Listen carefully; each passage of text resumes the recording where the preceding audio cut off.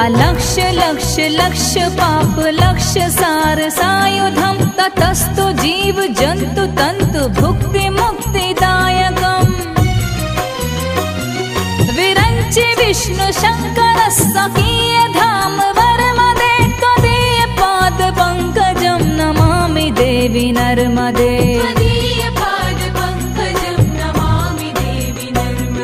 Namami Devi Narmade.